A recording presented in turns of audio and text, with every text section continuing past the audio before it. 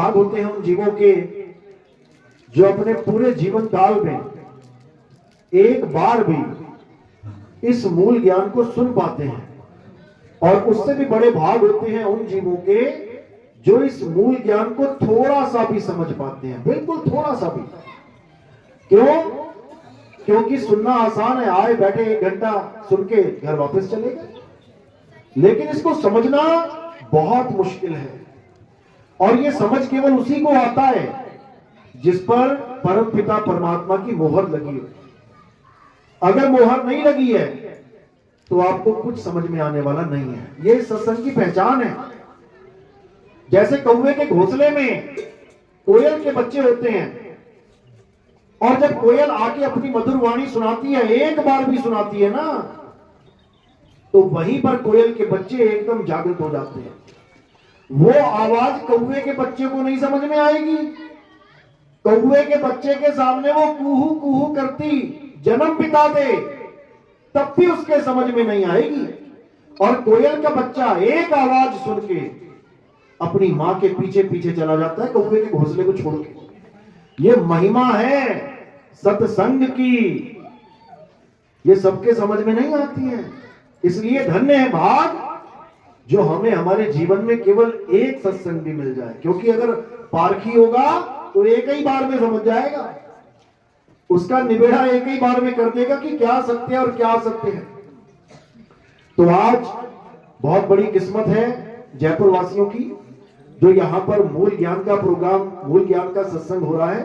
पूरे विवेक के द्वारा इस सत्संग को सुनना है, समझना है, सत्य असत्य का निर्णय करना है, और अपने मालिक के चरणों में कैसे जुड़ना है, कैसे उसमें समाना है, उसको अच्छे से समझना है। तो सत्संग शुरू करने से पहले परमात्मा के नाम पे जयकारा लगाएंगे। बोलिए परमपिता परमात्मा की, सतगुरु बंदी छोड़ कबीर साहेब की, सभी संतों की, सभी भक्तों की, आज के आनंद की, सकल हंस को बंदगी साहेब बंदगी सतनाम।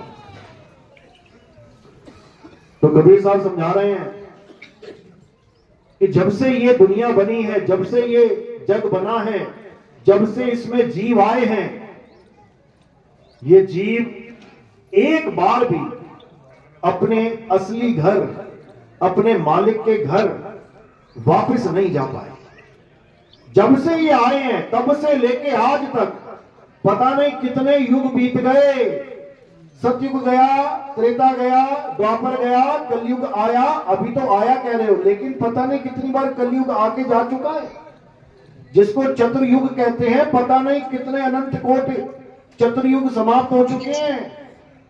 ये बार बार युग चलते रहते हैं, चलते, गिनती नहीं मिलती नहीं इनकी, लेकिन अनंतों चतुर्युग बीत चुके हैं। आज भी हम यहीं के यहीं बैठे हैं।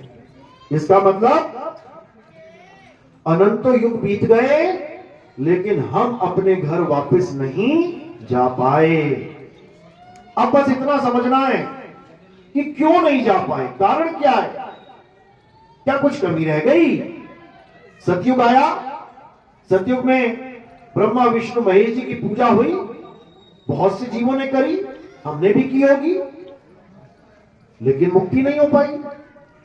फिर त्रेता आ गया, त्रेता में बहुत सी भक्तियां चली, हवन यज्ञ पूजा पाठ मंत्र जाप, क्या नहीं चला, सब कुछ चला, हमने सब कुछ किया, फिर भी वापस आ गए। द्वापर में कृष्ण जी आए, कृष्ण जी बहुत ज्ञान दिया, गीता दिया, सब कुछ दिया, हमने भी खूब पूजा पाठ करी, लेकिन फिर क्या हुआ, फिर वापस कलयुग में आ गए। और अगर अब कलयुग में फिर से वही काम करेंगे, कौन सा, हवन यज्ञ पूजा पाठ मंदिर मस्जिद, यही सब करेंगे, मंत्र जाप राम राम हरे कृष्णा हरे, यही सब करेंगे, तो क्या होगा, फिर वापस आ जाएंगे मेरे भाई, फिर वापस आ जाएंगे। क्योंकि अगर इन चीजों से मुक्ति होने वाली होती तो तब ही हो गई होती। क्यों आए यहां पर, लेकिन अगर आए हो तो इसका मतलब जो पहले करते आए हो वो अब नहीं करना है। अगर वही कुछ करते रहे ना जो सतयुग द्वापर त्रेता से होता आ रहा है, तो समझ लो कि फिर वही हाल हो जाएगा, दोबारा आना पड़ेगा। इसलिए अब क्या करना है, जो कुछ आज तक कर रहे हो, जो कुछ भी आज तक कर रहे हो, क्या करना है और किसके पकड़ना है, छोड़ देना है, छोड़ देना है। जो तुम कुछ करते आए हो, हिंदू भाई है, राम राम हरे कृष्णा राधे राधे, ओम नमः भगवते वासुदेवाय, ओम नमः शिवाय, जो कुछ भी करता आ रहा है, क्या करना है, छोड़ देना है। मुस्लिम भाई है, अल्लाहू अकबर अल्लाहू अल्लाहू नमाजें पढ़ रहा है, कुरान पढ़ रहा है, और उसे सोच रहा है कि मुक्ति हो जाएगी, क्या करना है, छोड़ देना है।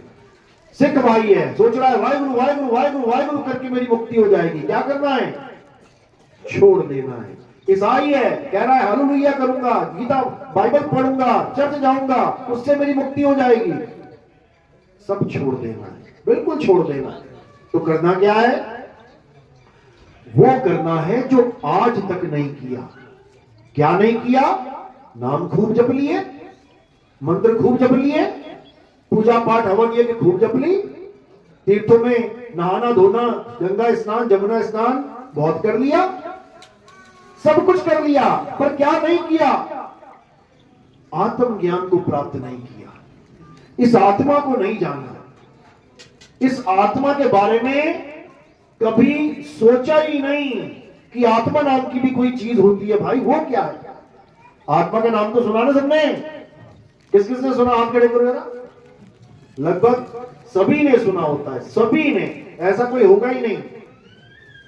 हर देश में जिसने आत्मा का, रूह का, सोल का, स्पिरिट का नाम ना सुना हो, सबने अपनी अपनी भाषाओं में सुना है, लेकिन कभी सोचा है आत्मा क्या होती है, कैसी होती है।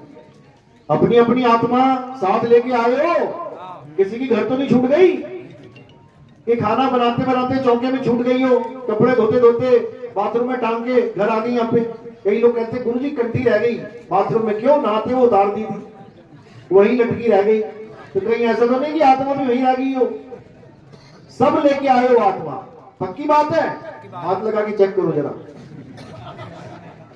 भाई मोबाइल लाए हो, पर्स लाए हो, हाथ लगा के चेक करते हो ना, तो आत्मा लाए हो, हाथ लगा के चेक करो जरा, लाए हो कि नहीं लाए हो, कहां हाथ लगाओगे भाई। लेकिन ये प्रमाणित है कि तुम आत्मा को लेके आए हो। अगर आत्मा साथ ना होती तो क्या होता, पहुंच जाते यहाँ पे, तुम कभी पहुंच ही ना पाते, रास्ते में पड़े होते, घर में पड़े होते, मुर्दा पड़ा होता वहां पे। लेकिन अगर यहां तक पहुंचे हो, इसका मतलब आत्मा की ताकत से यहां पहुंच पाए हो। तो तुम आत्मा को लेके आए हो या आत्मा तुम्हें लेके आई है, सोच लो एक बार। असल में तुम जब तक अपने आप को शरीर मानोगे तब तक आत्मा तुम्हें लेके आई है, और जब तुम अपने आप को आत्मा जान लोगे तो आत्मा शरीर को लेके आई है, और शरीर आत्मा को कहीं लेके नहीं जा सकता, ये भी याद रखना। तो असल में मुद्दा क्या है, जब तक हम अपने आप को शरीर मान रहे हैं तब तक हम आत्मा को पराई वस्तु मान रहे हैं, पराई। और जब हम अपने आप को आत्मा जान लेते हैं तो हम ही आत्मा हैं, हम ही हैं।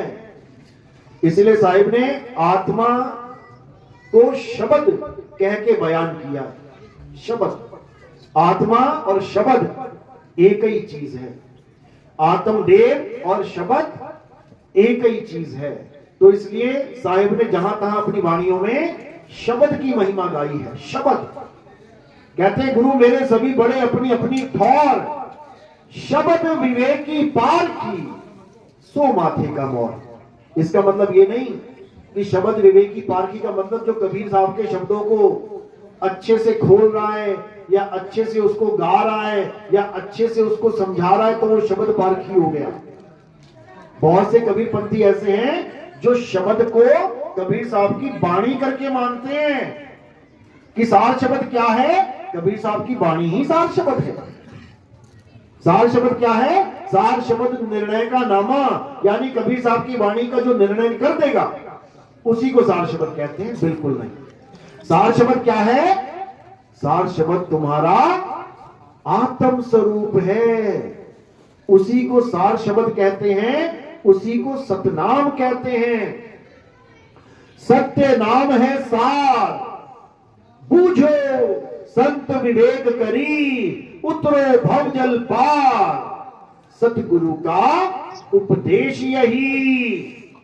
कह रहे सत्य नाम है सार। सतनाम का मतलब ओम सोहंग नहीं है कि कोई सोचे कि ओम सोहंग मंत्र देने वाला गुरु हमें सतनाम दे रहा है, बिल्कुल नहीं। अरे सत्य नाम कोई नाम नहीं कि तुम उसको जपोगे बैठ के। सत्य नाम कोई नाम नहीं, ये है आपन रूप, और जो जाने इस भेद को पावे आप स्वरूप। जो इस भेद को जान जाएगा कि आखिर सतनाम होता क्या है, वो अपने आत्म स्वरूप को प्राप्त कर लेगा। उसको फिर काया से मतलब नहीं है। काया तो फिर केले के छिलके की तरह हमेशा डस्टबिन में जाने के लिए तैयार रहेगी।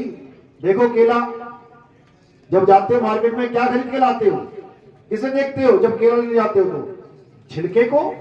हरा छिलके वाला होगा नहीं लेके आओगे, पीला छिलका होगा बढ़िया ले आओगे। जब तक केला खा नहीं लिया वो छिलका कहां रहेगा? केले के साथ रहेगा। पूरी कदर होगी उसकी। अगर केले को फ्रिज में रखना है, छिलका भी फ्रिज में जा रहा है। केले को छुपा के रखना, छिलका भी छुपा के रख रहे हो।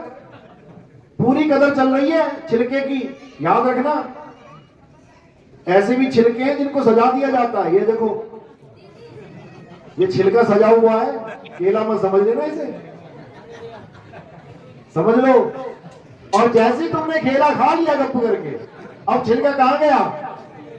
अब गया डस्टबिन में। यही महिमा है उस आत्म देव की कि जब तक वो तुम्हारे साथ है तब तक तुम्हें सोफे पे बैठाया जाएगा, गद्दों पे लिटाया जाएगा, गाड़ियों में घुमाया जाएगा। और जैसे ही आत्म देव से ये छिलका अलग हो गया, फिर क्या करेंगे? इसको जलाया जाएगा, इसको दफनाया जाएगा, इसको खत्म कर दिया जाएगा। ये महिमा है उस आत्म देव की, समझ लो। और हम अपनी आत्मा को ना जानकर केवल केले के छिलकों को पकड़ के बैठे, समझ लो। यानी तुम्हारे सारे रिश्ते नाते, ये मेरी माँ, ये मेरा बाप, ये मेरा बेटा, ये मेरी चाची, ये मेरा चाचा, केवल इसीलिए चल रहा है ये ड्रामा क्योंकि आत्मा है। और जैसे ही आत्मा ने अलग कर दिया शरीर को, कोई मामी नहीं, चाची नहीं, कोई ताई नहीं, उठाओ और जलाओ, खेल खत्म। तो इसलिए कबीर साहब समझा रहे हैं कि इससे पहले कि तुम उस आत्मदेव से अलग हो जाओ, उसको जान लो, उसको पहचान लो। कौन जानेगा? सुरत जानेगी। क्यों? क्योंकि सुरत ही आत्मदेव से जुड़ा हुई पड़ी है अज्ञानता में। और किसके साथ होली? इस गाया के साथ होली। इसीलिए परमात्मा दूर है, इसीलिए परमात्मा हमसे दूर है, क्योंकि हमारा ध्यान परमात्मा में नहीं है, हमारा ध्यान काया में लगा हुआ है। सूरत परमात्मा के साथ नहीं है, सूरत काया के साथ जुड़ी पड़ी है, संसार में फंस गई है। इसीलिए साहिब कह रहे हैं, सूरत फंसी संसार में, तासे पड़ गई दूर, और सूरत बांध स्थिर करो, आठों पहर हुजूर। आठों पहर। सच्ची भक्ति और झूठी भक्ति यानी अधूरी भक्ति में क्या फर्क है? जो सच्ची भक्ति होती है वो आठों पहर की भक्ति होती है। आठों पहर यानी दिन में 2 घंटे, 2 घंटे, 4 घंटे। कई गुरु तो ऐसा कहते हैं ना, दिन में 2.5 घंटे भजन करना है, और 2.5 घंटे भजन करना है तो 21.5 घंटे के क्या करना है? फिर माया का भजन करना है। यानी आठों पहर यानी 24 घंटे एक ही काम करना है तुमने। याद रखना, एक ही काम, 2 नहीं है वहां पे। और जो अधूरी भक्ति होती है वो टाइम टू टाइम होती है। अरे 5 बज गए, चलो चलो चलो आरती करेंगे, आरती करेंगे। अरे 10 बज गए, चलो भैया आरती करेंगे। अरे 11 बज गए, चलो अब नाम जपेंगे। ये नहीं होती है कि पता लगा नाम जप रहे, डेढ़ डेढ़ डेढ़ डेढ़ 108 हो गए, चलो जी काम छूट गया। गुरुजी मैंने एक माला कर ली, बहुत बढ़िया। अब क्या करेगा? अब माया में घूमेगा, अब फिर सूरत फंसेगी। इसलिए अब क्या करना है? अब उस भक्ति को जानना है जो आठों पहर चले। आठों पहर जैसे पनिहारे में अपना मटका सिर पे रख के चलना शुरू करती है। जब वो चलती है तो उसका ध्यान कहां है? मटके में। और उसके पैर कहां है? जमीन पे। उसकी नजरें कहां है? सड़क पे। समझो बात को। जब वो चल रही है उसके पैर जमीन पे हैं, नजरें सड़क पे है और ध्यान मटके पे है। अब वो अगर 24 घंटे चलेगी तो उसके पैर कहां रहेंगे? 24 घंटे जमीन पे। नजरें कहां रहेंगी? 24 घंटे सड़क पे। और ध्यान कहां रहेगा? 24 घंटे मटके पे। तो ये सच्ची भक्ति है। ये वो भक्ति है कि 24 घंटे में एक भी पल ऐसा नहीं बीतेगा जब तुम मालिक को याद नहीं करोगे। सिमरण, याद करना, जपना नहीं कि 2 माला करवाई, 4 माला करवाई, चलो जी हो गया। कबीर साहब समझा रहे हैं, सुधर जा सुधर जा सुधर जा। क्या कह रहे हैं? अरे माला तो कर में फिरे और जीभ फिरे मुख माही, और ये मनवा दसहू दिसी फिरे, ये तो सिमरन नहीं। ये सिमरन नहीं है। क्या है ये? जाप है, जाप। सिमरन अलग होता है, जाप अलग होता है। जाप धर्म के अनुसार होता है। हिंदू धर्म का आदमी है तो क्या जपेगा? राम राम राम राम राम राम राम राम राम राम, हरे कृष्णा हरे राम हरे कृष्णा हरे राम, राधे राधे राधे राधे। मुसलमान है तो क्या जपेगा? अल्लाहू अल्लाहू अल्लाहू। सिख है तो क्या जपेगा? वाहिगुरु वाहिगुरु वाहिगुरु वाहिगुरु वाहिगुरु। ईसाई है तो वो अपना हिसाब से जपेगा। लेकिन इन चारों में से कोई भी सिमरन करना नहीं जानता, नहीं जानता। तो सिमरन करना बिल्कुल अलग चीज है और जाप करना बिल्कुल अलग चीज है। सिमरन करने से आपकी मुक्ति होगी और जाप करने से आप बंधन में पड़ोगे। इसीलिए साहिब ने बोला, मोह को कहां ढूंढे रे बंदे, मैं तो तेरे पास में, ना मैं जप में ना मैं तप में। जप और तप दोनों को खंडित कर दिया। ना मैं जप में, ना मैं तप में, और ना एकांत निवास में।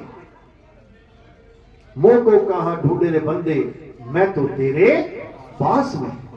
अब कह रहे खोजी होए तुरंत मिल जाऊं। कैसे खोजेंगे?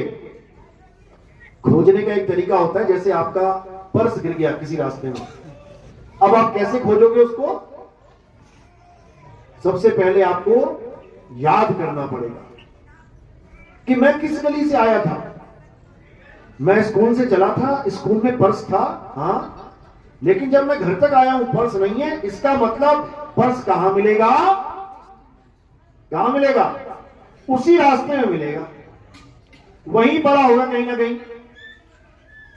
और ऐसा होता भी है, जैसे तुमने देखा रे पर्स कहां, एकदम यू टर्न लेते हो, देख देख देख देख जाते हो गली में ढूंढते ढूंढते, और याद रखना उसी गली में जाओगे जिससे आए। ऐसा नहीं होगा आया मैं इधर से ढूंढने उधर चला जाऊंगा। आदमी बड़ा होशियार है, इसको समझ में आता है कि कहां पे चीज गिरी होगी। तो अब गुरु क्या करता है?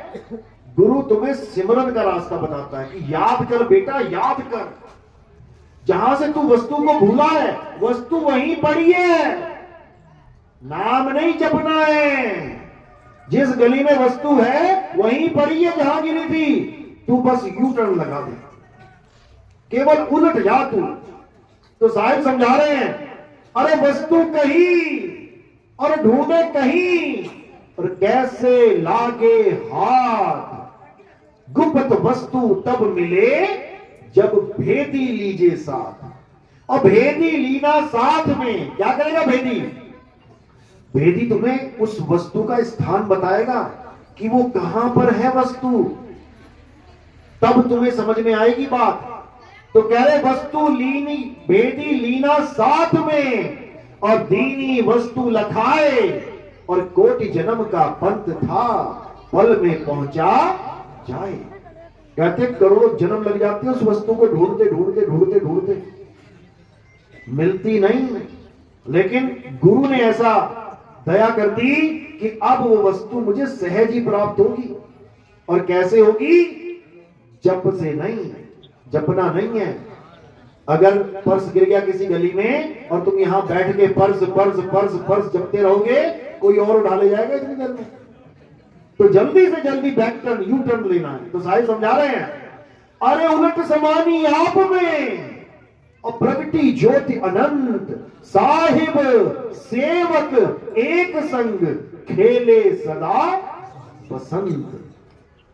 कहते हैं जब भेदी गुरु मिल गया, उसने समझा दिया कि बेटा तेरी वस्तु तेरे पास है, कहीं भटकने की जरूरत नहीं है कि तेरी वस्तु किसी मंदिर में गिरी पड़ी है, या तेरी वस्तु किसी मस्जिद में पड़ी है, या किसी मक्का मदीना में या कहीं काशी में पड़ी है। बिल्कुल नहीं, बिल्कुल नहीं। तेरी वस्तु कहां है? मैं तो तेरे पास में, बिल्कुल पास में। लेकिन उसका भेद नहीं पता, इसलिए वो दूर भी है। साहिब का घर दूर है, अरे जैसे पेड़ खजूर, ज्ञानी जन के पास में, अज्ञानी से दूर। कहते हैं बिल्कुल पास में है तुम्हारे। तुम किसी रिश्तेदार के घर चले जाओ, अब चाय बनाने लगो वहां पे, अब चीनी का डब्बा उन्होंने ऐसी जगह रख रखा है जो तुम्हें मिल ही नहीं रहा है, तो क्या पीना पड़ेगा वहां पे? फीकी चाय पीनी पड़ेगी, क्योंकि तुम्हें भेद ही नहीं पता। और अगर तुमने फोन कर लिया, अरे चीनी का डब्बा कहां भाई? अरे वो रखा है सुंदर छुपा के, बच्चे खा लेते हैं। तो क्या मिलेगा तुम्हें? मीठी चाय मिलेगी। तो भेदी लीना साथ में और दीनी वस्तु लखाए, और कोटि जन्म का पंथ था पल में पहुंचा जाए। यानी सूरत को गुरु अपने मूल का भेद बता के पल में ही उसको भक्ति करवाना स्टार्ट करवा देते हैं। अब जो भक्ति आप कर रहे हो, ये आठों पैर की भक्ति है, ये आठों पैर काम चलेगा। कोई ये ना पूछता रहे मुझे, गुरु जी कौन से टाइम बैठा करूं, सुबह बैठूं, शाम बैठूं, दोपहर बैठूं? अरे बैठा छोड़, तू लेटा भी रहेगा ना, तू खाता भी रहेगा ना, तू घूमता भी रहेगा ना, वो तब भी चल रही है। वो भक्ति अलग नहीं हो सकती। क्यों? अरे मेरा साईं मुझे भजे और मैं पाऊं विश्राम, और तुम विश्राम भी ना कर पाओ तो फूटी किस्मत तुम्हारी। उसमें भी नहीं। मैं कहता हूं विश्राम, अरे गुरु जी कुछ हो नहीं रहा, हो नहीं रहा, गुरु जी कुछ हो नहीं रहा। अरे विश्राम कर ले भाई, तो विश्राम भी ना कर पाएगा। ऐसी हालत क्यों? क्योंकि करने की इतनी आदत पड़ चुकी है, कुछ ना कुछ कर लूं कर लूं कर लूं। अरे अब नहीं करना है, अब विश्राम करना है। अब वो करना है जो करना है, तू बस इंतजार कर। अरे धीरे धीरे रे मना, धीरे सब कुछ हुए, और माली सींचे 100 घड़ा, ऋतु आए फल हुए। आज तुमने बीज बोया है, अब बीज कल को छलांगे मार रहा, भैया अंकुरित नहीं हो रहा, क्या हो गया? अरे होगा, रुक जा, समय आने दे, सब कुछ होगा। इसीलिए साहिब ने कहा कि जब नाम दीक्षा मिल गई, ज्ञान समझ में आ गया, सारी कहानी समझ गए, अब क्या करना है? कहे कबीर सुनो भाई साधो, मैं तो हूं विश्वास में। कितने मिनट के लिए करना है विश्वास? कितने घंटों के लिए करना है? कितने महीने के लिए करना है? कितने साल के लिए करना है? अंत समय तक अरे राम नाम रटते रहो। कब तक? जब लग घट में प्राण, और कब हूं दीन दयाल के, भनक पड़ेगी कान। अब ये मत समझ लेना कि तुम्हारी आवाज सुनाई नहीं देगी उसे, वो सब सुन रहा है। अरे चींटी के पग नेवर बाजे, तो भी साहिब सुनता है। तू क्यों चिंता कर रहा है? तू केवल टिक जा, टिक जा, बस टिकता ही नहीं है। क्यों? बिल्कुल उस बंदर की तरह। बंदर देखो, तुम कहो बंदर टिक जा भाई, कभी ऊपर कभी नीचे, कभी ऊपर कभी नीचे, कभी पाल के देख लेना, पता लग जाएगा। वो टिकता कब है? जब उसकी गर्दन बांध देंगे ना, उसके बाद टिक के बैठ जाएगा वहां पे, क्योंकि उसको पता है अब दौड़ने का कोई रास्ता नहीं बचा। इसीलिए जिसका मन अभी भी दौड़ रहा है, नाम लेने के बाद भी, समझ जाना भाई बंदर ही बनोगे जाके। अब बांध लो उसको अच्छे से, यानी द्वार धनी के पड़े रहो और धक्का धनी का खाओ। तब हूं धनी निवाजी है जो दर छाड़ना। हाँ, तो कितने दर छोड़ के जा चुके हैं पता है तुम्हें? जो दर छोड़ के चला जाता है अपने माने में तो वो सोच रहा है कि मैं परम विवेकी हो गया, मैं इससे भी आगे बढ़ गया, मैं नितिन दास के भी ज्ञान से आगे बढ़ गया। और असली मायनों में क्या हो गया? अरे आगे खोजे तो गिर पड़े और पीछे खोजे भुलाए। सार शब्द से आगे खोजे बांधा जमपुर जाए। जमपुर की तैयारी करो भाई, क्योंकि जो तुम्हें एड्रेस बता दिया गया है वो फुल एंड फाइनल है। उसमें ना तो पौना इंचा कम ना पौना इंच ज्यादा। याद रखना, जो तुम्हें बता दिया है वो अटल सत्य है। अब तुमने क्या करना है? उस अटल सत्य पे टिकना है। धक्के खूब पड़ेंगे, ये तो साहिब ने वाणी में ही तुम्हें बता दिया। धक्के खूब पड़ेंगे, धक्के खाने की तैयारी करो। जिसके ज्यादा धक्के पड़े समझना उसका पुष्पों की वर्षा से स्वागत होगा। याद रखना, मटके पे खूब थपेड़े पड़ते हैं। जब कुम्हार मटका बनाता है उसके बाद उसे खूब पीटता है अच्छे से, और जो अच्छे से पिटाई खाता है वो क्या होता है? वो सबसे अच्छे दामों में मार्केट में बिकता है जाके, क्योंकि उसको पूरा गोल कर दिया जाता है। तो ये मालिक की महिमा है। जिसके ज्यादा थपेड़े बज रहे हैं समझ जाना कि गोल हो रहा है बढ़िया से, और ऐसे करके निकालेंगे कि क्या बात है। जैसे सोने को जब शुद्ध किया जाता है क्या किया जाता है? तपाया जाता है। अब सोना कहे ये तो मेरा दुश्मन है, गुरु ऐसा थोड़ी नहीं होता आग में डाल दिया मुझे। तो नितिन दास भी खूब थपेड़े मारता है अच्छे से। चेला वही है जो गुरु के थपेड़े सहे और अपने अंदर जो कमी है उसको ठीक कर ले, उसके बाद उसकी कीमत पड़ जाती है। हीरा भी घन की चोट खाता है। सोचो, जो महारानी के महाराजा के मुकुट पे जाके बैठेगा पहले लोहे का घन खाएगा, वो ऐसे ही नहीं चढ़ जाएगा सिर पे। तो जब लोहे का घन पड़ेगा अगर हीरा होगा तो सह लेगा, और कांच होगा तो टूट जाएगा, निकल जाएगा। तो जो हमारे पद से निकल जाते हैं उनको गलती से भी हीरा मत समझ लेना कि अरे बड़े विवेकी बंदा था वो पता नहीं कहां चला गया। विवेकी बंदा तो कहीं जा सकता है? नहीं जा सकता। इसका मतलब वो दिखावे का विवेकी था, वो कोशिश कर रहा था दिखावा करने की, लेकिन वो टिक नहीं पाया। क्यों? क्योंकि यहां पे दिखावा चलेगा ही नहीं। यहां तो असली घन पड़ेगा, नकली घन नहीं पड़ेगा थर्माकोल वाला जो फिल्मों में पड़ता है। यहां लोहे वाला पड़ेगा, बढ़िया वाला, और पूरी तसल्ली करा देगा। तो इसी को साहिब ने बोला है कि सत्य और असत्य का जब निवेड़ा होता है तो कष्ट तो बहुत आते हैं भाई, बहुत कष्ट आते हैं। वो तुम्हारी परीक्षा होती है कि ये थोड़े से कष्टों की वजह से सत्य को छोड़ के असत्य में जा रहा है, या सारे कष्टों को सह के निर्मल हो रहा है, पवित्र हो रहा है, कुंदन बन रहा है। ये तो परीक्षा सबकी होनी है, याद रखना। और जो बेचारे परीक्षा में फेल हो जाते हैं वो तुम्हें वापस कहीं ना कहीं खड़े मिलेंगे, कोई माता के दरबार में, कोई पिता के दरबार में, कोई दादा के दरबार में। जो थोड़ा सा भी कष्ट नहीं सह पाते वो चले जाते। कोई बताता है जी फलाना वहां पे ऐसे ऐसे होता है, वहां पे बकरा चढ़ा दे, सारे कष्ट दूर हो जाएंगे। महाराज जी जाके बकरा चढ़ा देते हैं। क्यों? पुरानी जो दिमाग में गंदगी भरी पड़ी है कि भगवान किसी जीव को कत्ल करवाने से खुश हो जाते हैं और तुम्हें खुशियां दे देंगे। अरे भैया, इस दुनिया का नियम है जो करोगे सो भरोगे। यहां तुम्हें हर बंदा ये समझा रहा है कि कर्म अच्छे करो, पाप कर्म मत करो, किसी जीव की हत्या मत करो। तो तुमने कैसे सोच लिया कि भगवान जीव हत्या से खुश हो जाएगा? ऐसा बिल्कुल नहीं है।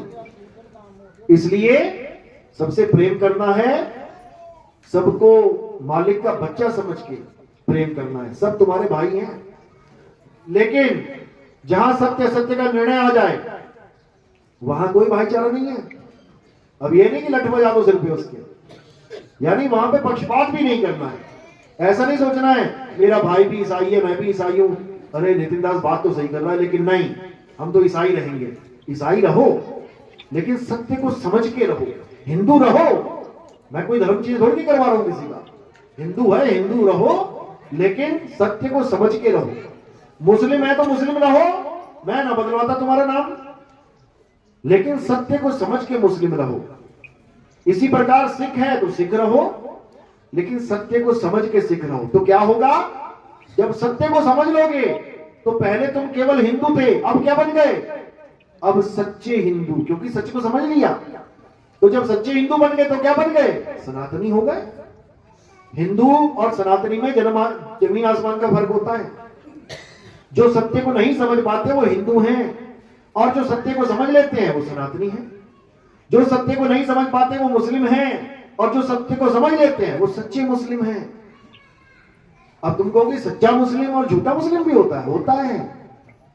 नहीं तो मुसलमानी देशों में किसी भी मुस्लिम को फांसी पे ना चढ़ाते वो लोग। मुस्लिम ही मुस्लिम को फांसी पे चढ़ा रहा है, क्यों, क्योंकि जो फांसी पे चढ़ रहा है वो सच्चा मुस्लिम नहीं है, तभी तो चढ़ रहा है वो। सच्चा मुस्लिम ही कभी फांसी पे चढ़ेगा क्या, नहीं चढ़ेगा। इसी प्रकार सच्चा सिख और केवल सिख में फर्क है। इसी प्रकार केवल ईसाई और सच्चे ईसाई में फर्क है। इसी प्रकार भक्ति और सत भक्ति में फर्क है। इसी प्रकार गुरु और सतगुरु में फर्क है। गुरु तो घड़े हैं, जितने मर्जी ढूंढ लो, यूट्यूब खोलो, गुरु ही गुरु, गुरु ही गुरु। कहो तुम खोल के कल तुम गुरु जी बन जाओ, कितना देर लगता है, कुछ भी नहीं लगता है। लेकिन कबीर साहब समझा रहे हैं कि अगर तुम गुरु बन गए, क्योंकि सदगुरु तो तुम बन नहीं सकते, गुरु ही बनोगे, सदगुरु नहीं बन सकता कोई भी। अगर तुम गुरु बन गए और तुम्हारे गलत ज्ञान की वजह से किसी को 84 में जाना पड़ गया तो क्या सजा है पता है, तुम डॉक्टर बन गए बिना डिग्री के, बहुत से बैठे हैं, दवाई भी देते हैं, इलाज भी करते हैं, लेकिन अगर एक बंदा भी मर गया तो फिर क्या होता है, फिर शटर बंद करके अंडरग्राउंड हो जाते हैं, समझ लो। लेकिन जो असली डॉक्टर है उसके यहां कोई बंदा मर गया तो क्या हॉस्पिटल बंद हो जाता है, नहीं होगा, क्योंकि वो डिग्री लेके बैठा है भाई। इसी प्रकार गुरु और सतगुरु में क्या फर्क है, ये जितने गुरु बैठे हैं ये केवल ज्ञान को पढ़ के, ज्ञान को समझ के गुरु बैठे हैं बन के। किसी ने कोई ग्रंथ पढ़ लिया, किसी ने कोई ग्रंथ पढ़ लिया, किसी ने 4 बातें कहीं से सीख ली, किसी ने कहीं से सीख ली और गुरु बन के बैठ गए। लेकिन जो सतगुरु होता है वो किताबों का गुलाम नहीं होता है, उसके पास क्या होता है, अनुभव ज्ञान होता है। उसको किसी किताब से मतलब ही नहीं है, वो चाहे तो बिना ग्रंथों के ही तुम्हें पूरा सत्संग सुना दे, लेकिन हमारी बुद्धि का लेवल इतना छोटा होता है, हम उसी से प्रमाण मांगने लग जाते हैं। हमारे साथ भी यही हुआ था। जब मैं आया ना सत्संग करने तो लोगों ने सबसे पहले यही सवाल रखे कि जो आप बोल रहे हो क्या प्रमाण है। मैंने कहा भाई अब मैं कहां से लेके आऊं, कौन सा प्रमाण है मेरे पास। फिर मैंने क्या किया, फिर मैंने ग्रंथ खोजने शुरू किए, देखो तो सही है क्या लिखा है ग्रंथों में। और जब मैंने ग्रंथों को पढ़ा तो पता लगा जो मैं बता रहा हूं वही सारे ग्रंथ बता रहे हैं, कुछ अलग है ही नहीं। यानी जब शुरुआत मैंने करी तो केवल अनुभव ज्ञान के आधार पर जब मैंने सत्संग किया तो तुम ही लोगों ने परेशान कर दिया मुझे। कई लोग कहते हैं नितिन दास तो ग्रंथों से सत्संग करता है, मैं तो एक भी ना करता, लेकिन मजबूरी है क्योंकि तुम्हारी बुद्धि का लेवल अभी उतना नहीं है कि तुम मेरी बात को समझ पाओ। इसलिए मुझे नीचे से शुरू करना पड़ रहा है, इसलिए मुझे गीता खोल के समझानी पड़ रही है। बताओ मैं क्या गीता वाला दिखता हूं तुम्हें? क्या मैंने माथे पे पीला टीका लगा रखा है या पीले कपड़े पहन के राधे राधे कर रहा हूं मैं? लेकिन हमने जो गीता समझाई वो राधे राधे करने वाले कॉपी करने लग गए। बताओ, अरे हमारा कोई लेना ना देना गीता से मतलब नहीं, कुरान से हमारा कोई मतलब नहीं, बाइबल से हमारा कोई मतलब नहीं, किसी ग्रंथ से हमारा कोई मतलब नहीं, लेकिन हमारे द्वारा जो समझाया जा रहा है ये लोग उसी को कॉपी करने लग जा रहे हैं। अच्छी बात है, अच्छी बात है, कम से कम इसी बहाने एक तक तो पहुंचेंगे। अभी तक तो अलग अलग हो गए, अब एक तक आएंगे, और जिस दिन एक पे आ गए ये सारे, उस दिन सारे गुरु फिनिश। फिर कौन आएगा? फिर वो आएगा जिसकी महिमा के लिए ये सारे ग्रंथ गाए गए हैं, ये सारे वेद पुराण गीता भागवत ये सारी सब महिमा जिसकी गा रहे हैं। किसकी गा रहे हैं? उस देवों के देव महादेव, उस आत्म देव की महिमा गा रहे हैं सारे, लेकिन किसी को समझ में ही नहीं आ रही। कब समझ में आएगी? जब मूल ज्ञान को समझ लेंगे। और मूल ज्ञान बोलने वाले कौन हैं? सदगुरु बंदी छोड़ कबीर साहब हैं। कबीर साहब हैं, वो बताते हैं मूल ज्ञान क्या है। और जब वो बताते हैं तो सारा संसार नतमस्तक होकर सुनता है। ये उनकी महिमा है। इसीलिए बोला गया है, और ज्ञान सब ज्ञानड़ी, कबीर ज्ञान सो ज्ञान। और जैसे गोला तोप का खाली करे मैदान। तुम छुटपुटिया बंदूकों से लड़ोगे तो आज देख लो 1 साल हो गया यूक्रेन का और रूस की लड़ाई, 1 साल हो गया। 1 सेकंड में खत्म हो सकती है। कैसे? वो गोला आ जाए बस एक बार, एक ही गोले में स्वाहा, खत्म। लेकिन छुटपुटिया गोली चल रही है, साल छोड़ 10 साल चला ले। मैं ये नहीं कह रहा परमाणु बम मार देना वहां जाके, वहां ज्ञान का गोला चलेगा। क्योंकि उनका झगड़ा किस बात पे है? उस मैटर को सॉल्व कर दो। 2 भाई लड़ रहे हैं आपस में, तीसरा क्या कह रहा है? अरे एक अभी ना एक हो सकते, ये इनको कोई एक ना कर सकता। क्यों नहीं कर सकता? एक गर्भ से आए हैं, एक घर में आए हैं, एक मां और एक पिता के बच्चे होके आए हैं, एक क्यों नहीं हो सकते? हो सकते हैं। कब? जब उनका मैटर सॉल्व हो जाए। वो जिस बीज को पेड़ बना के बैठे हैं, उस बीज का नाश कर दे मेरे भाई, मैटर एक सॉल्व हो जाएगा, दोनों का झगड़ा खत्म। इसी प्रकार इस संसार में जितना भी ज्ञान चल रहा है, और जिस ज्ञान की वजह से आपस में लड़ाई हो रही है, झगड़े हो रहे हैं, लठ बज रहे हैं, गोली चल रही, तलवारें चल रही हैं, क्या वो ज्ञान किसी काम का हो सकता है? किसी काम का। इसलिए उस ज्ञान को खत्म करने के लिए एक गोला आएगा, और उस गोले का नाम क्या है? ब्रह्मास्त्र। सुना है? ब्रह्मास्त्र। बस ये ब्रह्मास्त्र की जगह ब्रह्मशास्त्र आएगा, यानी सबसे बड़ा शास्त्र आएगा और सारी दुनिया को एक कर देगा। उसी को बोला है कबीर ज्ञान, मूल ज्ञान। तो साहिब ने यही समझाया कि काल भगवान ने, इस मन ने लोगों को अलग अलग भक्तियों में उलझा रखा है, अलग अलग धर्मों में, अलग अलग नाना प्रकार के पंथों में उलझा रखा है। साहिब समझा भी रहे हैं कि 12 पंथ काल फरमाना, और भूले जीव न जाए ठिकाना। फिर कह रहे 13वें पंथ हम ही चले आए, सब पंथ मिट के एक पंथ चलाए। कैसे आएंगे कबीर साहब? यहां पे ज्ञान रूप में आएंगे। कबीर सागर पढ़ो, उन्होंने वहां पर अपना क्या नाम बोला है? ज्ञानी जी। कि ज्ञानी जी यहां गए, ज्ञानी जी वहां गए, ज्ञानी जी इस देश में गए, ज्ञानी जी उस देश में गए, ज्ञानी जी इस लोक में गए, ज्ञानी जी उस लोक में गए। लोक तक नहीं छोड़ा, नाग लोक में गए, पितर लोक में, उसमें कुछ छोड़ा ही नहीं है, हर जगह गए। तो कैसे गए? ज्ञान रूप में। इसी को वाणियों में बोला भी गया है। कहते साहिब कबीर का सब घट वासा, और गुप्त प्रगट कुछ अजब तमाशा। जहां संत तहां प्रगट भयऊ, और जहां असंत गुप्त तहां रहूं।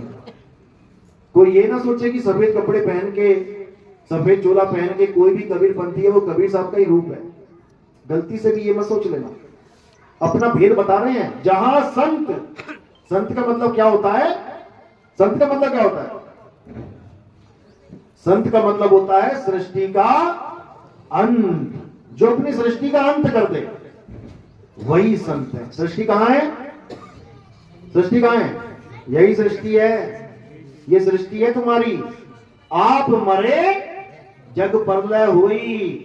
जिस दिन तुम्हारी ये सृष्टि खत्म हो जाएगी, तुम्हारे माँ बाप भाई बहन तुम्हारे लिए खत्म हो गए। जैसे पिछले जन्म में तुमने सृष्टि खत्म करी, शरीर छोड़ा, अब बताओ तुम्हारे पिछले जन्म के माँ बाप कहां हैं? बताओ जरा। कौन सी गली में घर है, कौन सा शहर है जहां माँ बाप तुम्हारे बैठे रो रहे होंगे? भूल गए, क्योंकि आप मरे जग प्रलय हुई। जैसे तुम्हारा ये शरीर खत्म होता है, ये शरीर जिस भी लोक में है वो लोक खत्म हो जाता है। जैसे तुम स्वप्न में चले जाते हो, स्वप्न लोक में खूब लड्डू पेड़े बर्फी खा रहे हो, खूब नोटों की शैया पे सो रहे हो, खूब मजे कर रहे हो। जैसे ही सपना खुल गया, सपना टूटा, कहां पे आ गए? अपने असली वाली चारपाई पे। जहां पर एक भी नोट नहीं बिछा है। और कहां से आए हो? जहां नोटों की बारिश हो रही थी, लड्डू पेड़े सब कुछ रखा हुआ था। अब कहां है वो? खत्म। क्यों? क्योंकि वो सृष्टि तुमने खत्म कर दी तो उस सृष्टि का लोक भी खत्म हो जाता है। वरना आदमी का बस चले ना, सपने में लॉटरी जीत के टोकरे भर भर के यही लेके आ जाए। अगर इसका बस चले, होता यही है वहां पर भी। यहां भी सुख दुख भोग रहा है, सपने में भी सुख दुख भोग रहा है, लेकिन यहां का सुख वहां और वहां का दुख यहां नहीं ला सकता। दिक्कत ये है। तो इसी को साहिब समझा रहे हैं कि गुरु तो बहुत हैं, अरे बहुत गुरु हैं जगत में, और कोई न लागे तीर, सभी गुरु बह जाएंगे, जागृत गुरु कबीर। कहते सब गुरु बह जाएंगे। कहां बह जाएंगे? 84 की धारा में बह जाएंगे। मेरे सतगुरु पकड़ी बाण, नहीं तो मैं बह जाती। तो काहे नाले में खड़ी थी? काहे बह जाती? बह जाती, ये 9 दरवाजों में से बह जाती, लेकिन साहिब ने बांह पकड़ ली, अब ना जाती। तो इसी प्रकार जो अधूरा गुरु होता है, भले वो कितना ही ज्ञान क्यों ना दे रहा हो, लेकिन उसके ज्ञान से जीव का कल्याण नहीं होता, तो कहां जाएगा? अरे झूठा गुरु अजगर बना, 184 जाए, सारी संगत चींटी बनी, तोड़ तोड़ के खाए। वो चला जाएगा 84 में, और उसके बाद लाखों की जो भीड़ बना के बैठा हुआ था, अब वो लाखों चींटियां बन जाएंगी, और उसके बाद ऐसी खाल उधेड़ी जाएगी उसकी जीते जी कि याद करेगा वो कि मैंने क्या गलती कर दी, क्या गुनाह कर दिया मैंने। इसलिए YouTube के माध्यम से फिर एक बार संदेशा भेज रहा हूं सब गुरु लोग को। अच्छी बात है, जितना ज्ञान दे दिया। अब इस आत्म ज्ञान को समझ लो, अपने चेलों का भी कल्याण करवाओ, अपना भी काम जो है सिद्ध करो, अपना भी कल्याण करो, और इस मूल ज्ञान को, इस आत्म ज्ञान को पूरे विश्व में प्रचार करो। मैं ये नहीं कह रहा कि तुम अपनी गुरुवाई छोड़ दो। ठीक है, कई लोग साधु बन जाते हैं, अब कहते हैं गुरुजी का पैंट कमीज पहनाओगे क्या दोबारा? उनको टेंशन यही रहती है। दाढ़ी लंबी सी करवा ली, गुरुजी दाढ़ी कटवाओगे क्या? राजेश खन्ना कहने लग जाएंगे लोग।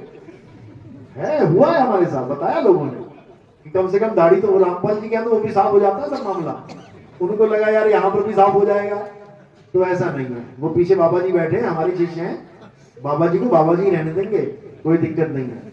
लेकिन अपना और अपने शिष्यों का कल्याण करवाओ। हमारे गुजरात में भी कई ऐसे शिष्य हैं जिनके हजारों शिष्य हैं, उन्होंने खुद भी नाम लिया और अपने शिष्यों को भी नाम दिलवाया, कोई दिक्कत नहीं है। अब बुढ़ापे में कौन सा मैं रिक्शा चलवाऊंगा तुमसे? ठीक है, तुमने जितना काम किया, जितनी मेहनत करी, उसका तुम्हें इनाम मिलेगा, ऐसी बात नहीं मिलेगा। लेकिन तुम इस वैर विरोध में रहो कि अरे ज्ञान तो सही दे रहा है नितिन दास, लेकिन अगर मैंने नाम ले लिया तो मेरे चेले छोड़ के उसके पास चले जाएंगे। बेटा छोड़ तो तू एक दिन दुनिया भी जाएगा, चेले तुझे क्या छोड़ेंगे? तू ही चेलों को छोड़ के निकल लेगा। नहीं निकलेगा तो बता दे,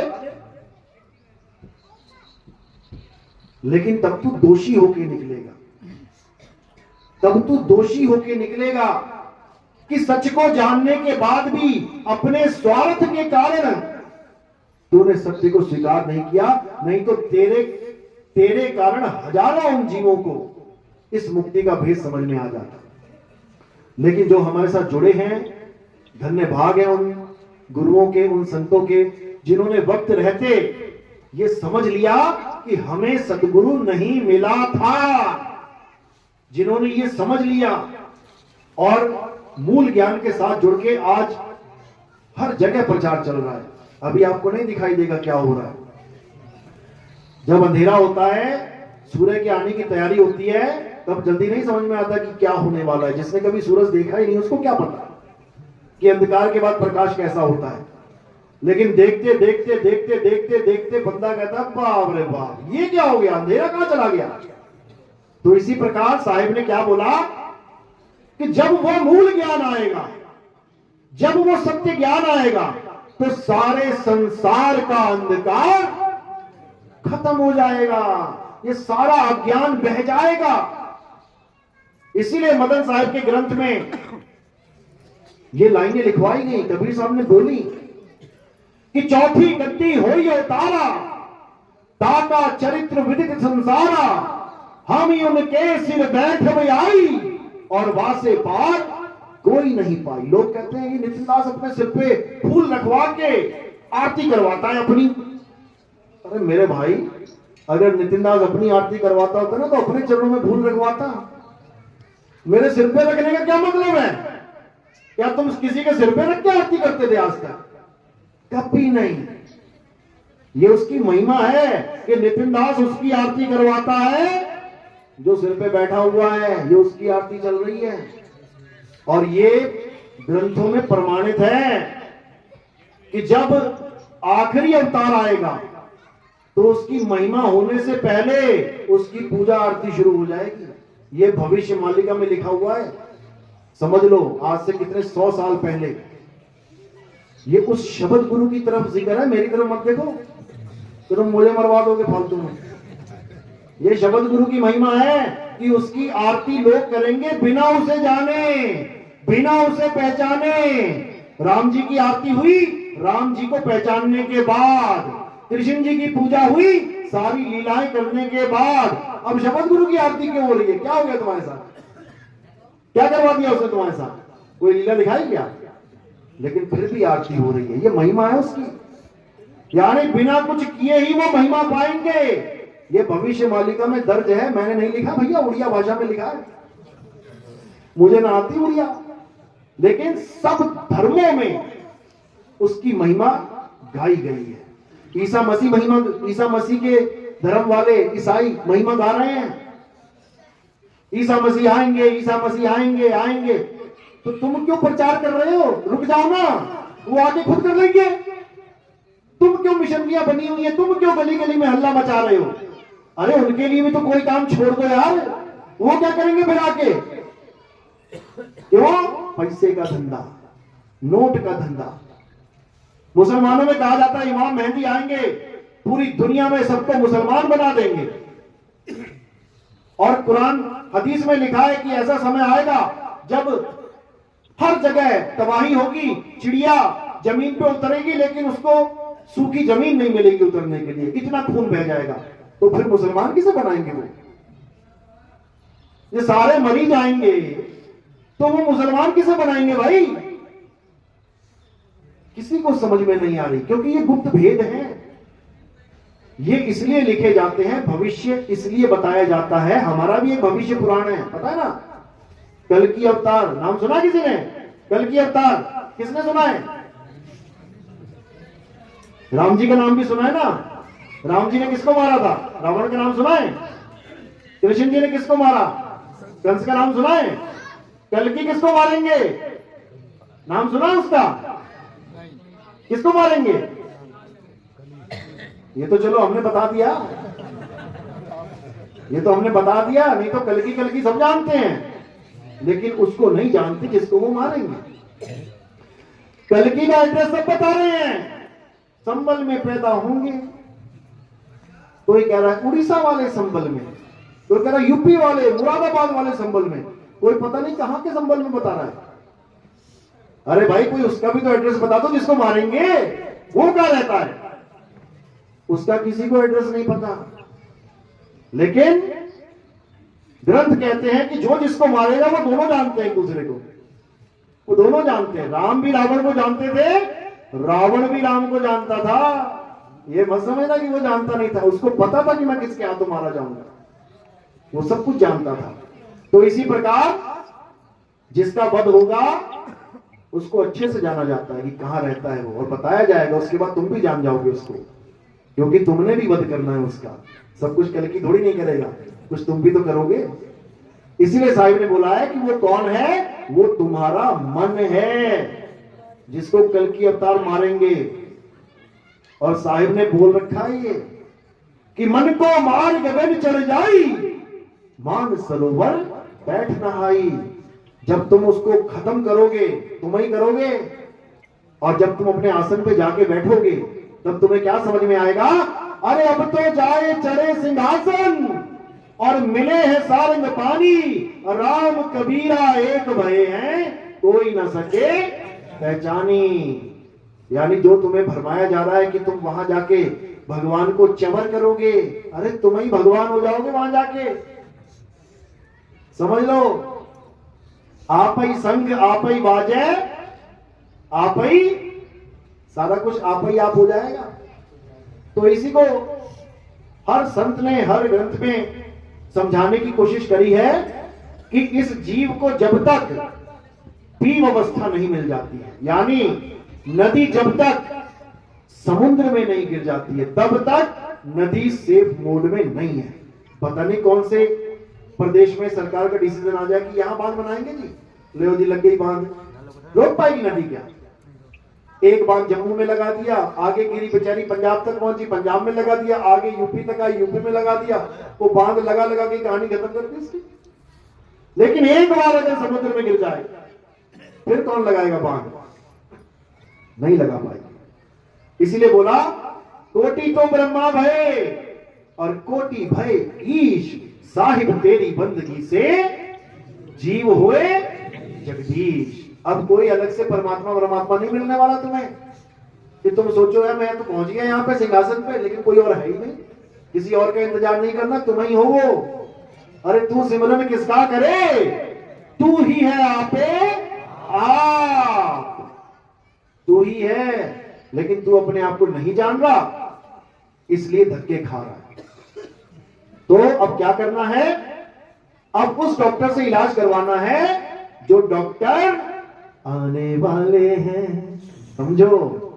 और जो चले गए, अब तुम किसी हॉस्पिटल में जाओ, वहां पर एक डॉक्टर की फोटो लगी है, दूसरे डॉक्टर की फोटो लगी है, तीसरे की लगी, पूछो कहां गए ये लोग? ये तो चले गए। एक 1947 में चला गया था, एक 50 में चला गया, एक अभी 2 साल पहले गए हैं। तो कौन इलाज करेगा तुम्हारा तीनों में से? कर देगा क्या? तो भगवान भी जा चुके हैं, एक चलेगा इस युग में, एक चलेगा इस युग में, एक चलेगा इस युग में, और कौन इलाज करेगा तुम्हारा? जो आने वाले हैं। कौन? आने वाले। तभी तो कहते हैं डॉक्टर साहब कहाँ हैं? अरे आने वाले हैं, बैठ जा। जो आने वाले हैं वही तो इलाज करेंगे। तो कौन आने वाला है? कौन आने वाला है? कल की अवतार आने वाला है, उसकी बात करो। जो चले गए उसके नाम पे ढोल मत पीटो, वो तो चले गए। अगर राम जी चले गए और राम जी सारे काम बना देते तो कृष्ण जी को आने की क्या जरूरत थी? राम जी चले गए, तुम राम राम करके रावण का वध कर देते, कंस का वध कर देते, तुम बकासुर को मार देते, तुम सारे राक्षसों का वध कर देते। लेकिन नहीं तो दिखा दो राम भगत कौन है द्वापर युग में। द्वापर युग में राम भगत कौन थे? कृष्ण जी का युग है, राम जी का कोई भगत नहीं था वहां पे, समझ लो। कहने का मतलब जो डॉक्टर आएगा वही इलाज करेगा। तो उसका नाम तो सब ले रहे हैं, कल्कि कल्कि कल्कि, लेकिन वो उसको जानते नहीं है। कल्कि का मतलब क्या होता है? कल्कि का मतलब होता है जो हर प्रकार के कलंक का नाश कर दे, उसको कहते हैं कल्कि। कल्कि का मतलब ये होता है जो अज्ञानता का नाश कर दे, वो है कल्कि। अब तुम ये मत सोचना कि बाहर निकलोगे तो घोड़े पे आएगा एक, उसके बाद तलवार हाथ में होगी और जयकारे लगा रहा होगा वो। फोटो तो ऐसी बना रखी है कि घोड़े पे आएंगे, हाथ में तलवार होगी और सबको काट के चले जाएंगे। वो किसी को नहीं काटेगा भाई, किसको काटेगा? वो अज्ञान को काटेगा। कौन से घोड़े पे बैठ के? बुद्धि के घोड़े पे बैठ के। और तलवार क्या है? विवेक की तलवार है, यानी बुद्धि के घोड़े दौड़ाएगा। किस किस के दौड़ने लग गए? सबके दौड़ रहे हैं। पहले जंग लगी पड़ी थी, अब लगाया उसने, तेल पानी दिया सबको बढ़िया एकदम। पहले चर चर हो रही थी, अब सर सर होगी, समझ लो। अब ऐसे दौड़ोगे कल्कि की तरह, क्योंकि तुम ही कल्कि हो, पहचान लो अपने आप को। घोड़े पे बैठ के तलवार लेके जब तुम दौड़ोगे ना तो तुम्हें कोई पकड़ नहीं पाएगा, और जो भी अज्ञानी आएगा उसका तुम सफाया करते चले जाओगे, समझ लेना। तो वो और कोई नहीं, वो ज्ञान रूपी कल्कि है जो सब में प्रकट होगा, सब में। जब तुझ में राम, मुझ में राम, सब में राम समाया, तो तुझ में कल्कि, मुझ में कल्कि क्यों नहीं हो सकता? हो सकता है। अब ये मत समझना कि तुम ही कल्कि हो, तुम ही कल्कि हो, याद रखो इस बात को। इसमें भी 2 भेद हैं। यानी एक होता है अपना कल्याण करना ज्ञान के माध्यम से, एक होता है ज्ञान के अहंकार में डूब के मर जाना।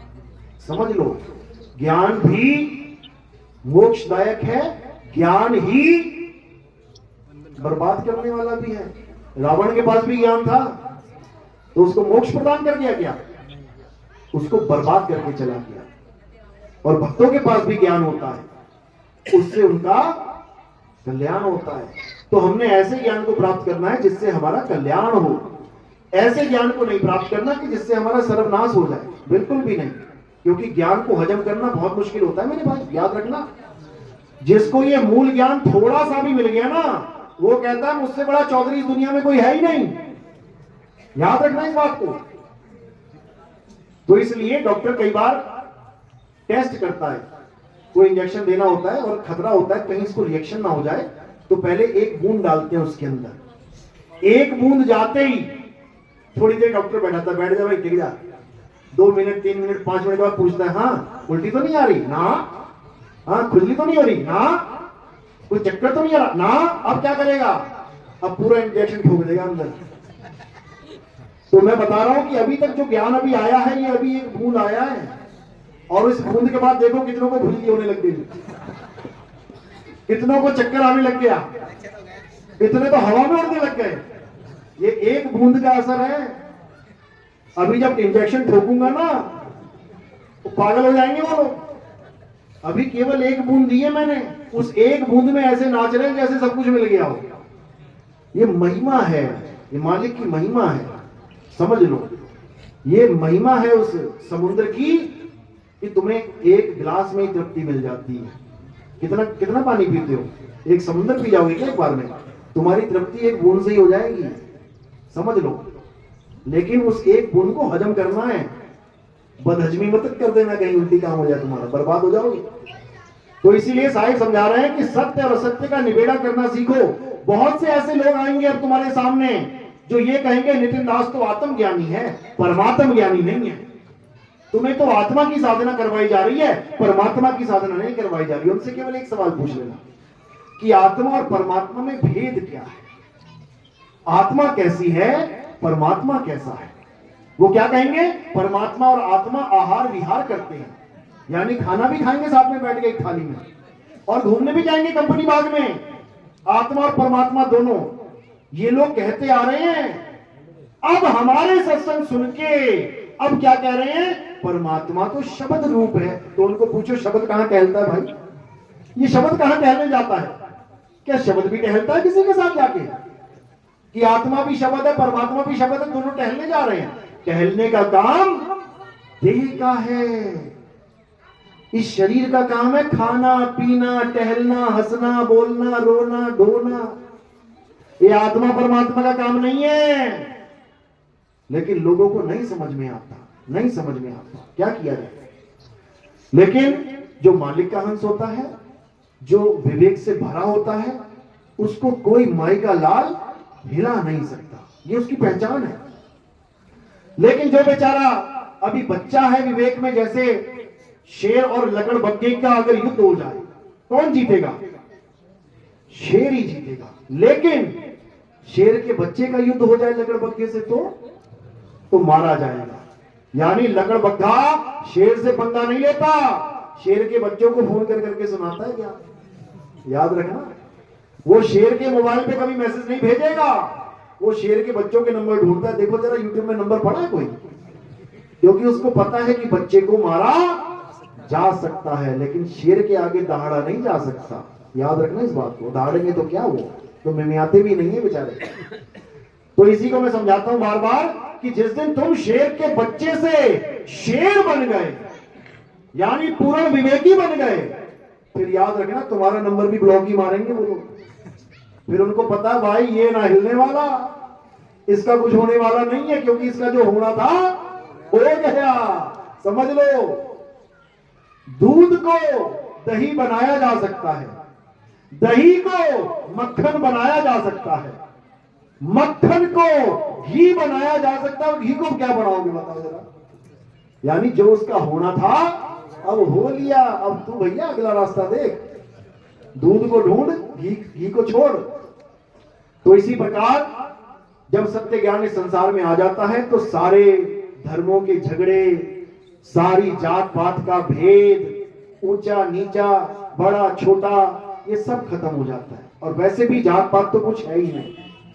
जात पात किसका नाम है? कर्म क्षेत्र का नाम है। कोई कहता है मैं लोहार हूं। क्यों है लोहार भाई तू? क्योंकि मैं लोहे का काम करता हूं। मैं चमार हूं। क्यों भैया तू चमार? मैं चमड़े का काम करता हूं। मैं सुनार हूं। क्यों भैया? मैं सोने का काम करता हूं। अच्छा, अगर कोई ब्राह्मण सोने की दुकान खोल के बैठ जाए तो अमिताभ बच्चन ने भी खोल ली है, तो क्या वो सुनार हो गया?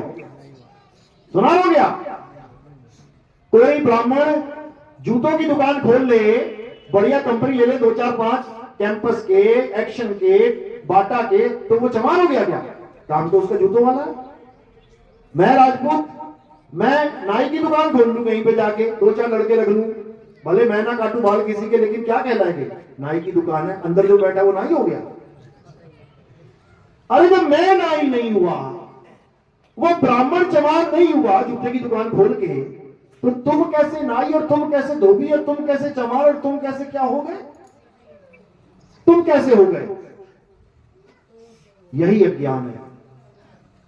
हम सब जीव हैं, जीव, मालिक के जीव हैं। जिसको जैसा काम सूट किया कर लिया। और मेरे काम से तो मेरा नाम जोड़ दो कि नहीं धोबी का लड़का धोबी होगा। उस बेवकूफ को कपड़े धोने आते ही नहीं है। अगर उसको दुकान खुलवा दी मैंने तो रोज 100 गालियां पड़ी, कैसा धोबी है तू, तुझे कपड़े धोने? नहीं, मैं जात का धोबी हूं, मैं काम वाला धोबी है। तो क्यों खोली तूने दुकान? सुनार का लड़का जिसको डिजाइन बनाना नहीं आता, एक दुकान खोल के बैठ जाए और बर्बाद कर दे सारा वहां, तो उसको कहेंगे जब तुझे आता नहीं है काम, तू क्यों सुनार बना बैठा? अरे भैया मेरे पापा सुनार थे, मैं इसलिए सुनार हूं। इसी प्रकार जिसको ब्रह्म की एबीसीडी नहीं पता, जो ब्रह्म को जानता तक नहीं, वो ब्राह्मण बना बैठा है 4 किताबें पढ़ के, वो भी उल्टी सीधी। उल्टी सीधी क्यों? इन्हीं ब्राह्मणों से पूछ लो कि लहसुन और प्याज कैसे बने, अभी समझ में आ जाएगा उल्टी सीधी का। एक कहता है कि गाय की हड्डी और गाय का मांस जहां गिरा वहां लहसुन और प्याज हो गया, समझ में आता है। हड्डी का डिजाइन अलग होता है, मांस अलग होता है। एक कहता है अमृत की 2 बूंदें गिरी, राहु ने पी ली थी, उसका गला काट दिया, अमृत की 2 बूंदें गिरी, एक लहसुन और एक प्याज हो गया। अरे मेरे भाई, जब अमृत की बूंदें दोनों एक सी थी, एक ही उसका कंपोजिशन होगा, तो एक लहसुन और एक प्याज कैसे बन गया? या तो दोनों लहसुन बन जाती या दोनों प्याज हो जाते। किसी के घर में कुतिया पली थी, बच्चे होने वाले थे, 2 बच्चे हो गए, एक कुत्ता हो गया एक बिल्ली हो गई है। क्या बात कर रहे हो? ऐसे कैसे हो गया? अगर ये नहीं हो सकता तो वो भी नहीं हो सकता, समझ लो। लेकिन ये मूर्खों के सरदार गुरु बने बैठे हैं, और सामने जनता का तो विवेक में क्या बोलूंगा फिर। जब गुरु मूर्खों का सरदार बना बैठा है तो जनता कहां होगी, खुद ही समझ लो। लेकिन यहां ये दाल नहीं गलेगी किसी की। यहां पर एक सत्य है, गुरु के लिए भी वही सत्य है, शिष्य के लिए भी वही सत्य है, उसमें कोई मतभेद नहीं है। और अगर कोई मतभेद होता है तो वो एक पंथ में नहीं है। फिर पंथ अलग हो गया भैया, फिर 12 पंथ में चले गए तुम, फिर 13वें पंथ का ज्ञान तुम्हारे लिए नहीं है। और कोई गलती से ये ना सोचे कि अरे गुरु जी से ज्ञान तो ले ही लिया है, कौन गुरु कैसा गुरु, ज्ञान तो मिल ही गया है, काम तो बन ही जाएगा, अब कुछ भी बोलने लग जाओ यूट्यूब पे। तो मेरे भाई, कर्ण भी ऐसा सोच के बैठ गया था एक बार। कर्ण भी ये सोच के बैठ गया था चलो गुरु जी से ज्ञान मिल जाए, झूठ बोल के ले लेते हैं। और उसने ले भी लिया कि नहीं लिया? तो उसके बाद क्या हुआ? हालांकि हम शराब किसी को नहीं देते, लेकिन जो विधि का विधान है वो समझाने के लिए बताया जाता है। यानी जो उस युग में विधान था वही विधान इस युग में भी काम करता है। जो गुरु से झूठ बोल के नाम लेते हैं, या गुरु के ज्ञान से अलग कुछ ज्ञान देने लग जाए कि चलो भले मैं अलग दे रहा हूं लोगों को इकट्ठा करने के लिए, लेकिन नाम गुरुजी वाला ही काम आ जाएगा मेरे, अंत समय में मेरी मुक्ति हो जाएगी, तो क्या होगा? क्या श्राप मिला था? करण, जब तुझे इस ज्ञान की सबसे ज्यादा जरूरत होगी तब ये ज्ञान तू भूल जाएगा। ले ले ज्ञान, कर ले कल्याण।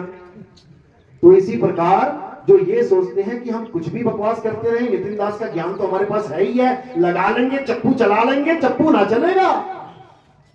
समझ लो, वो किश्ती का चप्पू नहीं चलेगा कि तुम सोचोगे पार हो जाओगे, फिर तो नैया डगमगाएगी। इसलिए मेरे भाई, गलती से भी ये मत सोच लेना कि तुम परमात्मा के आगे होशियार बने हो, होशियारी मार लोगे। नहीं मार सकते, बिल्कुल नहीं मार सकते।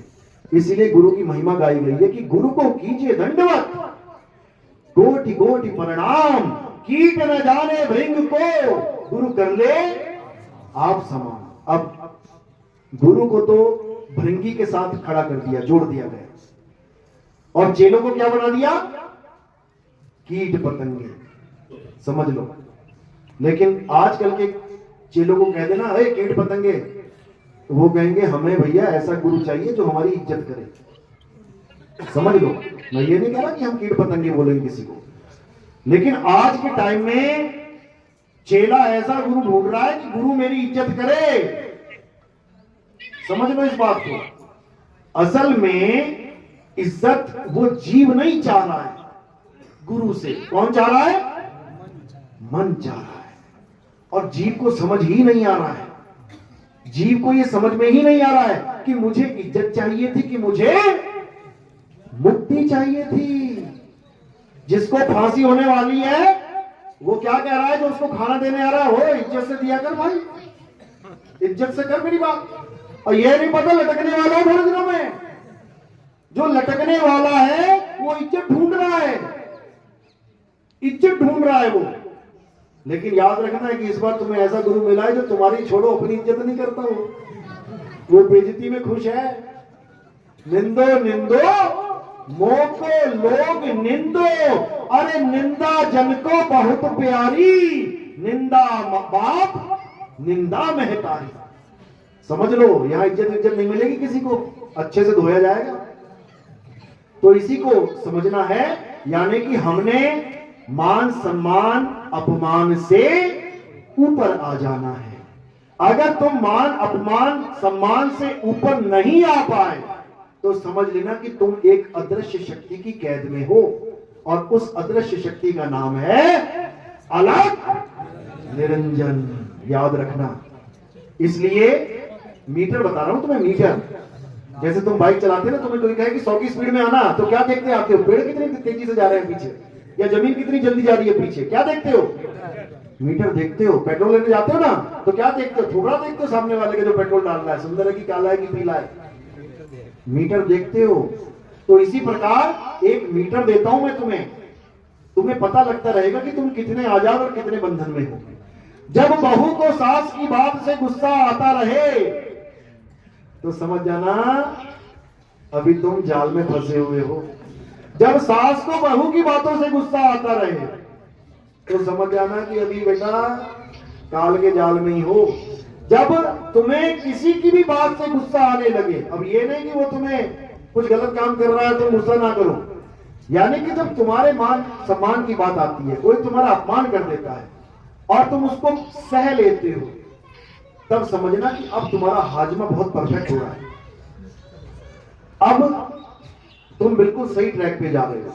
हाँ, अति की भली न बरसना, अति की भली न चुप, अति का भी इलाज है हमारे पास, ऐसी बात नहीं है, लेकिन शुरुआत ऐसे ही होनी चाहिए, यानी एक्शन का रिएक्शन एक साथ नहीं करना चाहिए। कई लोग कहते हैं हमारे घर में झगड़े बहुत होते हैं, क्या करें जी? झगड़े इसलिए होते हैं क्योंकि एक्शन का रिएक्शन बहुत जल्दी हो जाता है तुम्हारा। 10 दिन का गैप दे दो, केवल 10 दिन छोड़ो, 1 दिन का गैप ले लो कि आज जो बात हुई है तुमने पलट के नहीं बोलना है, कल को बोल देना। जो तुम आज जवाब देना चाहते हो आज मत देना, कोई बात नहीं, कल को दे देना, देके देख लेना, दोनों ट्राई कर लेना। जो आज तुम जवाब दे दोगे तो आज बात का बतंगड़ बन जाएगा, और जब तुम कल जवाब दोगे उसी बात को दोहराओगे, कहो जो आज गलत बोल रहा है कल माफी मांगी तुमसे कि माता जी गलती हो गई। एक दिन वो यही सोचती रहे कि यार सासू मां कुछ बोल ही नहीं रही है, ऐसा क्या हाजमा बढ़िया हो गया इसका, कुछ बोल ही नहीं रही है, आज तक तो फटाक से बोल देती थी। वही कल को अपनी गलती का एहसास करके कहो माफी मांग ले। तो जब युगों युग तक इंतजार किया लोगों ने, बाली को मारा, बाली ने एक युग इंतजार किया, तब आके कृष्ण जी को मारा उसने। तो तुम एक दिन का इंतजार कर लो, सारा मैटर सॉल्व हो जाएगा। ये छोटी मोटी कहानियां मुझे मत सुनाया करो, मेरे पास बहुत बड़ी बड़ी वाली कहानियां हैं। कि तुम्हारी कहानियां सुनने का टाइम नहीं होता मेरे पास। आधे से ज्यादा फोन इसी में आते हैं, गुरुजी आज करवा चौथ का व्रत है, रख लो क्या, ऐसे फोन आते हैं। गुरुजी आज ग्रहण लग रहा है, कर दो क्या तुम जो करते थे। अरे भाई ये हमारा काम ही नहीं है, इसी काम में रहना तो यहां क्यों आए हो। तो अब आगे बढ़ना है, आगे बढ़ने वालों को विवेकी कहा जाता है, पीछे बढ़ने वालों को अविवेकी कहा जाता है, मूर्ख कहा जाता है। तो आगे की बातें जानकर अब पिछली क्लास में मत बैठो। तुम्हारा बच्चा स्कूल जाता है, जब शुरू शुरू में कितने खुश होते हो तुम, मेरा बेटा स्कूल जाने लगा, स्कूल जाने लगा। और अगर 10 साल उसी क्लास में रहे तो कहोगे मर जाने, आगे क्यों नहीं जाता, यही मरेगा क्या, 10वीं में मरेगा 10 साल, अरे आगे क्यों नहीं जाता। वही हाल तुम्हारा है, सारी उम्र मंदिर में ही रहोगे क्या, अरे आगे क्यों नहीं जाते। सारी उम्र मस्जिद ही जाओगे क्या, अरे आगे क्यों नहीं जाते। सारी उम्र पूजा पाठ करते रहोगे क्या, अरे आगे क्यों नहीं जाते।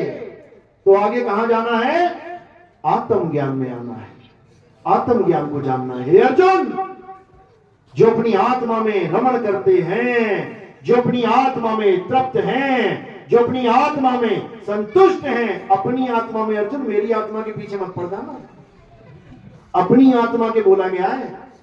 जो अपनी आत्मा में रमण करते हैं, आत्मा में रमण करना है, रेत में रमण नहीं करना।